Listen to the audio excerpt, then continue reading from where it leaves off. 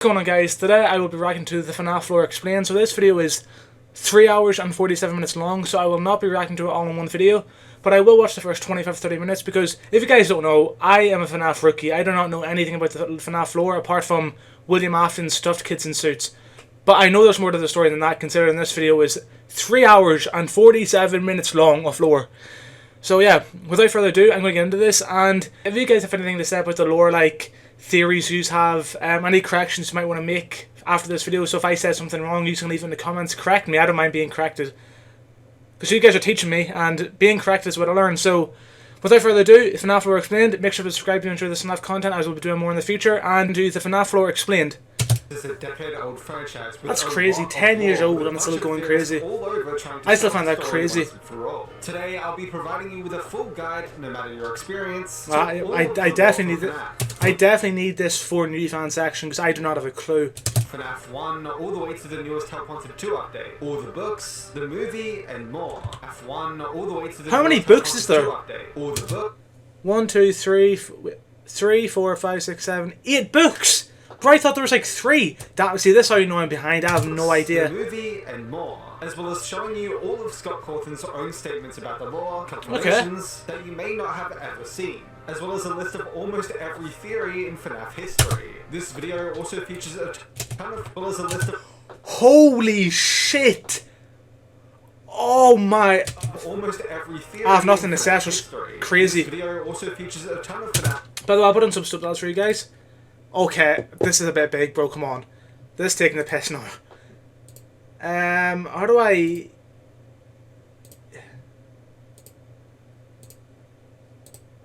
Yeah, such as almost every we go there subtitles for you guys so you guys can read along as well, so you don't hear anything. Also features a ton of FNAF theorists such as Game Theory, Ride Toast, ID's Fantasy, Gibby's Horror Homestead, and more to give their own opinions on the lore okay, too, that's and good. Some other fresh perspectives instead of just me the whole time. Speaking of, there'll also be this little switch on the top right, which whenever I or others are being biased, this switch will turn red, and whenever it's completely unbiased and just talking about general theories, it will turn okay, that's green. fine. I don't care about it. I just want to know the lore. The biggest FNAF guide ever, FNAF the Spring Guide. Head back to 2014 to begin our lore journey.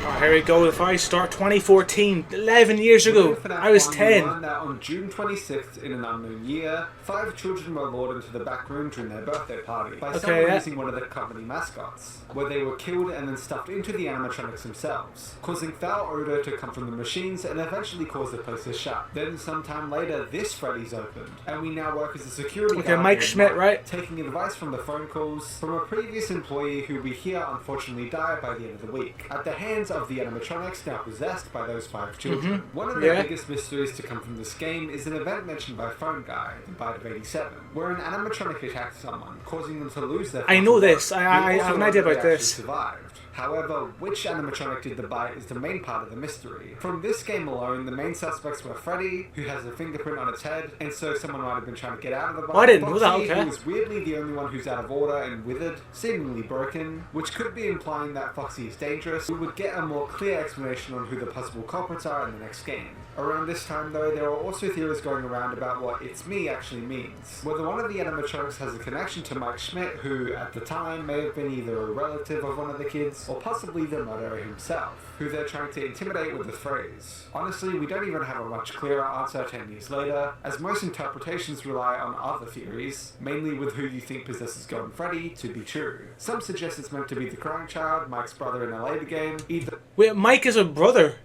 What? Is that how? What?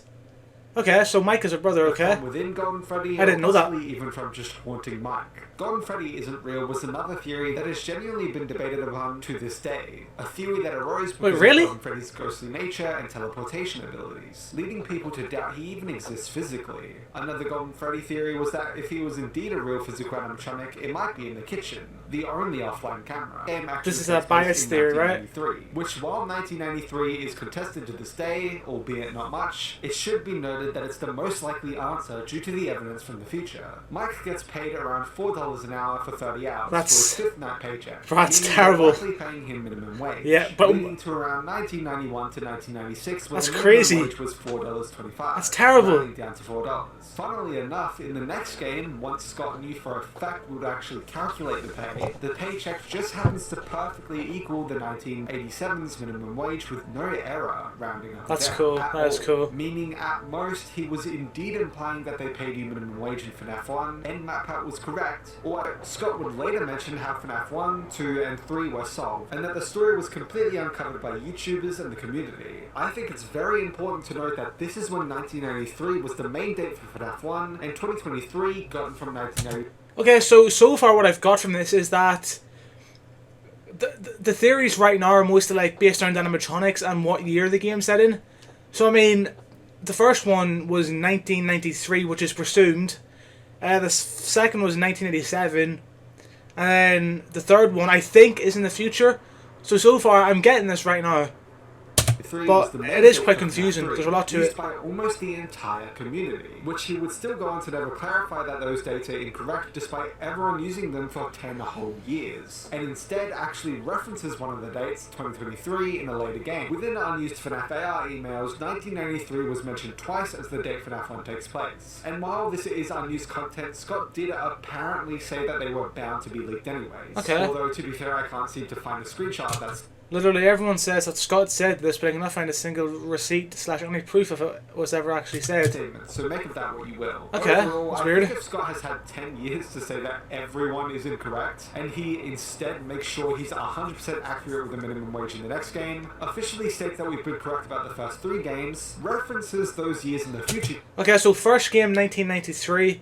Second game 1987, and the third game 2023, right? That's what I've got so far. Leave in the comments if I'm wrong, but that's what I've got so far. We've got a new guy, Echo next, hello. And we know pretty much everything about it, but we never really talk about Phone Guy's death. On the fortnight, it's pretty obvious he got killed by Gordon Freddy. What happened to his remnant? I'm assuming As pretty much stuff in the everyone suit, watching right? this video knows, remnant is the term for soul energy which binds souls to inanimate objects. Yes. Typically, it's metal, and the closest piece of metal to Phone Guy when he died is the phone he was recording his message with. That would explain the Night 5 phone call, which is that true? just this.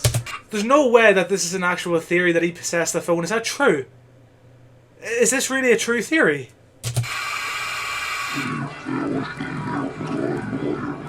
And why he is so out of place in Ultimate Custom Nights. But then again, he did choose trashing the gang over really important story characters like Nightmare Foxy. So take that with a grain of salt. Okay. Grain of salt. I was going to say there's no way that's an actual theory. Scott Cawthon revealed that It's he'd taken made hold. only one actual retcon in the series, the first 5 games at that point. While he didn't reveal what, he did say it was integrated pretty seamlessly, most people didn't notice, and that it wasn't merely a new story detail, we're talking about a contradiction. And that doesn't leave us with many candidates. Maybe who owned the pizzeria, or how long Freddy's existed, but I believe the most plausible one is this newspaper clipping. Suspect convicted. Okay, Five Nights at Freddy's 2, this is where my lore kind of loses, and this is where I actually get into it now. 1987. The paycheck even perfectly equaled the minimum wage in 1987 this time too. And it introduced us to the victim of the infamous Bite of 87 that we heard about in the first game. Yeah. Everyone thought that FNAF 2 was going to be a sequel leading up to it, but it turned out to be a prequel instead. Phone Guy is still alive, and the Wizards end up becoming the original animatronics, getting transferred to a smaller location as Fazbear's is, after this game's events, on a much smaller budget. Despite Phone Guy starting his calls with "Welcome to your new summer job," the game actually takes place in November, so it's Okay, that's strange. why Scott has made this mistake twice. That's in what a it's just a row now. mistake. We learn in the mini games that the purple guy is the murderer of the children in this story, and was actually the night guard before us in the FNAF 2 location. Note the security badge on him. Phone Guy tells us that he was complaining about how the animatronics are. Wait, the guy that killed the kids was a security guard? Am I misreading this, or am I faxing here? Am I being stupid, guys? Let me know in the comments if I'm being stupid, but I don't know if I am or not. Strange nowhere. This is because they're now possessed. It turns out that the purple guy used his position to easily be able to lure and then murder another 5 kids with a yellow suit that phone guy talks about, which all go on to possess the toy animatronics, as hinted with Mangle beginning to move on its own. This time though, he's able to clean any messes left through his night shift. However, we're still missing one child's death, as there's 6 new toy animatronics, which we learn about in the Take Cake to the Children minigame, where a child gets murdered outside of either Freddy's or Fredbear's by the purple guy himself, and later goes on to possess the puppet, symbolized by its jump scare occurring right after. After the purple guy leaves the night guard job when the toys rightfully get aggressive towards him, and he transfers to the day shift guard instead, we, Jeremy Fitzgerald, what a pussy! Night guard. Now, imagine killing kids, right? Them getting aggressive and trying to kill you, it's like, yeah, fuck this, I'm going to the day shift. What a pussy, man. When police I put in Jeremy Fitzgerald. The purple guy makes a run for it, and Jeremy ends up being transferred to the day shift, namely for the location's final birthday party occurring the next day. Jeremy is told by Phone Guy to stay close to the animatronics to ensure that they don't hurt anyone at a party, and to make sure that nothing goes wrong, Bite of 87, which is that most says. likely hinting that Jeremy becomes the victim of the Bite of 87. Being bit by one of the animatronics he was ordered to stay close to. Then, during the 7th custom night, we play as a brand new night guard, Britt Smith, who happens to get fired on his first night, and interestingly enough, for the exact same reasons as FNAF 1's guard does, which might be implying that they're possibly the same person. Maybe. For an unknown reason. We also hear about an older location, Fredbear's Family Diner from Phone Guy, seemingly Fazbear Entertainment's first ever location. In Give Gifts, Give Life, we also see that although the purple guy stuffs the original 5 children into the suits, as we learned about in the first game, the puppet was seemingly the one to actually guide their spirits to then possess the main animatronics, giving the kids the gift of new life. Was who caused the Bite of 87? Yeah, who did though? That's The what I main want to know. candidates by the time of this game were Withered Foxy, as he's shown to jump directly at you in his jump scare, and once again, him being out of order in FNAF 1 makes a lot of sense, when taking into consideration that he caused a major incident for the company. Mangle, as it comes down from the roof to seemingly bite the top of your head, That's and fair, Chica, whose beak mysteriously goes missing throughout the game, as possibly a hint towards her being the one to do it. Another big theory that spawned from this game is about the identity of the new Shadow animatronics. Yeah, this is one thing I always want to know. Who actually are the Shadow animatronics?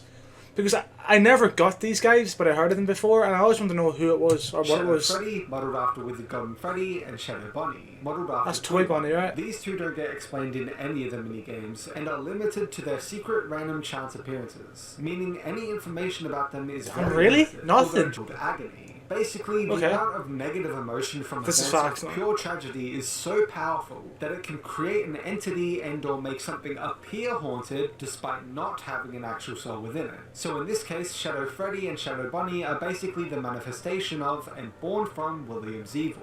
Shadow Freddy likely being created from the agony of the original 5 missing children, explaining why it looks like Golden Freddy, with Shadow Bonnie possibly coming from the agony of the new missing children that we learn about in this game, explaining why it looks like Toy Bonnie. Okay. This is all very easily explained by Shadow Freddy himself with his later form Nightmare, with the quote, "I am your wickedness, made of flesh." Ew, does he say that? A theory that returned from the previous game was that the phone guy is actually the purple guy and was the murderer of the story, and that the item in his hand in the minigames was actually a phone, although I need to mention this was later disproven and debunked by Scott himself. Another theory about Phone Guy is that he might actually be Fritz Smith, who takes over for Jeremy on the final night. Although Maybe? this theory wasn't I don't agreed know. upon too much because, well, he gets fired. And the fired note claims that this is his first day Fritz has a job. Oh, yeah, that's true. And Yeah, it will so it also would mean be that he him. gets fired in this location, but is in the same position working in the next location.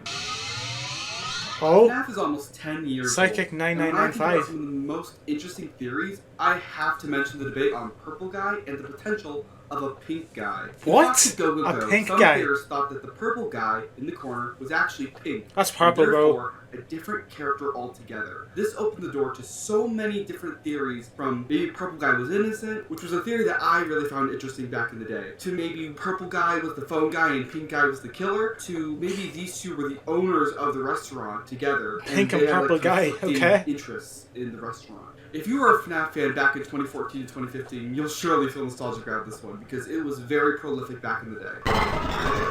Five Nights at Freddy's 3 we're on now.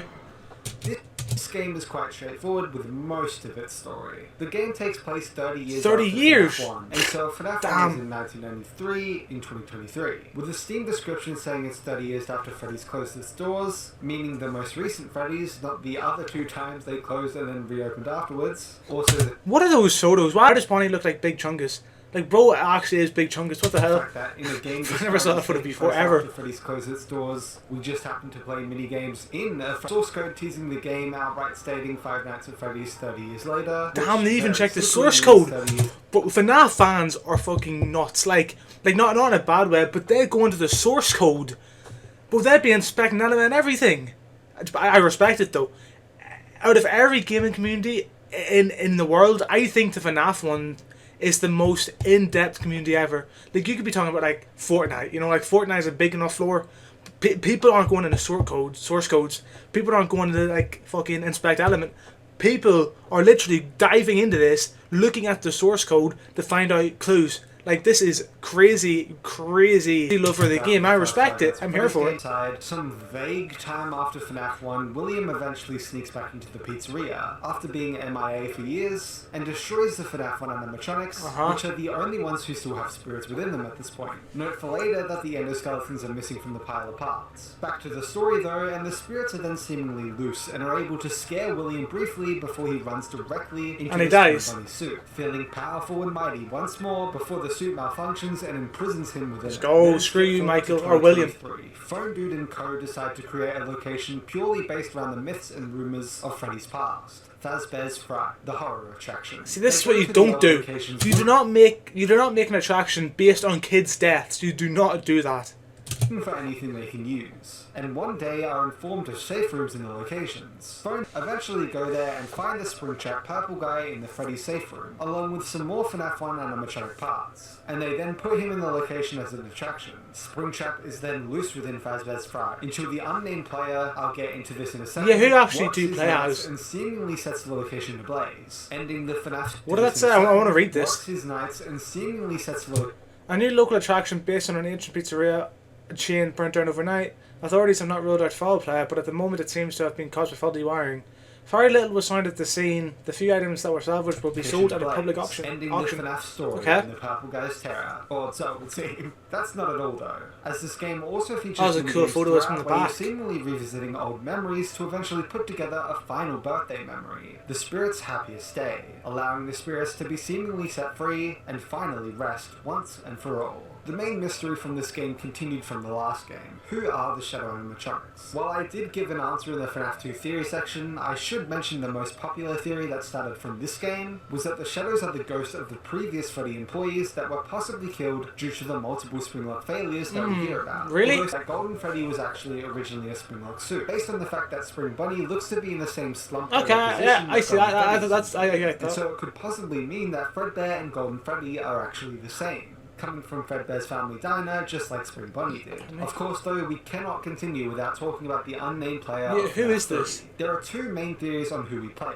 as. The first, and most likely, is that we play as the same guard who is connected between FNAF 1 and 2, Mike Schmidt. At 30 the time, years, the main though. point of evidence was the fact that the He'd be hallucinations, old. aka phantoms, were the FNAF 1 and FNAF 2 characters. And so the guard likely would have had to see them at some point. Once again, I need to mention Scott has actually told us that the story of the first 3 games was practically uncovered and solved quickly, even stating that there was seemingly nothing he could hide, all the way back in 2015. But the other option that I'm going to get into in a second didn't even exist until 2021. Years later, Scott would state that Mike's speech in sister location seemingly leads to FNAF 3, as it apparently helps complete the story, at least complete before FNAF 6 came into existence, by featuring a foxy night guard in the FNAF 3 office, which, as we all know, Mike's character is heavily associated with the Foxy mask. And There's he no just way it's happens to Mike also after be a this night long, guard though. Who also just happens to be theorized to be the night guard in the FNAF 3 office. Mike's logbook also features numerous references to FNAF 3 as well. Also, something smaller is that years later we would then get the FNAF movie, where the big showdown is quite literally Mike vs Spring Bunny. I saw this- eventually results in I saw this movie in the cinema. It was actually really good. Like, I'm seeing the second one in December. It's out, how many months? 5 months now? I'm really excited for Entire that. building crumbling down with electrical faults everywhere. However, there's then the second theory. A few others saying it might just be a random I don't think person so. due to the fact that we never actually get the paycheck or anything else, which would have easily connected it to Mike. And some believe this random to be named Hudson, due to the Hudson? fact that fights here. Is that not the guy from fucking Black Ops? Cuba.